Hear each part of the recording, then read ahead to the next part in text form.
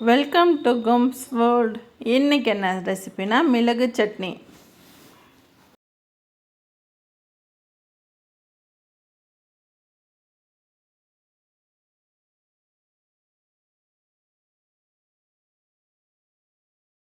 வாங்க, இந்த காரசாரமான மிளகு சட்னி நான் தோசைக்கு பண்ணியிருக்கேன்.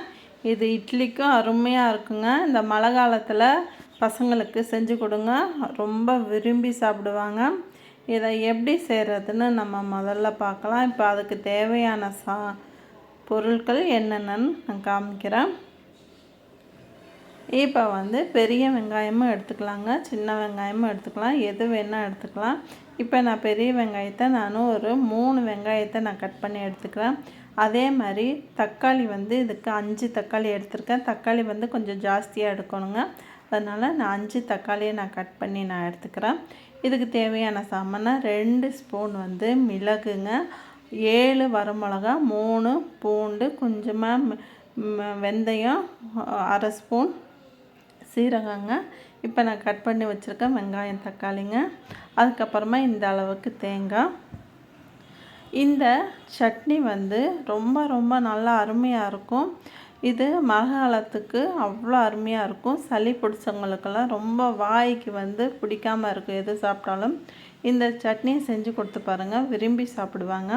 இப்போ நான் அடுப்பை ஆன் பண்ணி வச்சுட்டு கடாயை வச்சுருக்கேன். அதில் கொஞ்சமாக கடலெண்ணெய் ஊற்றிட்டு நான் எடுத்து வச்ச சாமானை எல்லாத்தையும் இதில் சேர்த்து அந்த மிளகு நல்லா பொரியணுங்க. அதுக்கப்புறமா தான் வெங்காய தக்காளியை சேர்த்துக்கணும். இது கொஞ்சம் காரமாக தான் இருக்கும். இந்த காரம் கம்மி பண்ணுறதுக்கு அதுக்கு ஒரு கடைசியாக நான் சொல்கிறேன். இப்போ வெங்காயம் தக்காளி நல்லா வதங்கின பிறகு எடுத்து வச்ச தேங்காய் சேர்த்துக்கிட்டேன். இது நல்லா வதங்கட்டுங்க. இது வதங்கின பிறகு ஆற விட்டு நம்ம அரைச்சி எடுத்துக்கலாம்.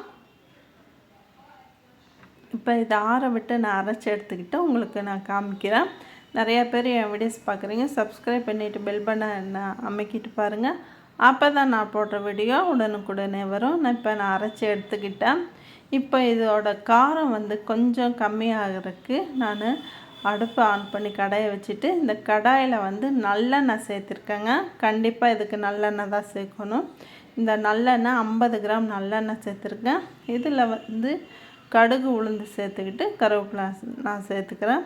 இந்த நல்லெண்ணெய் தாளிச்சு ஊற்றும் போதும் அந்த மிளகு சட்னிக்கு அவ்வளோ நல்லா இருக்குங்க. இப்போ இது கடுகு பொரியவும் கருவேப்பிலை சேர்த்துருக்கேன். இது நல்லா பொரிஞ்சிடட்டுங்க கடுகு, இல்லைன்னா அந்த கடுகு கசப்புத்தன்மை கிடைக்கும். இப்போ இதுக்கு ஒரு தாளிப்பை ரெடி பண்ணி இந்த சட்னியில் சேர்த்துக்கலாம்.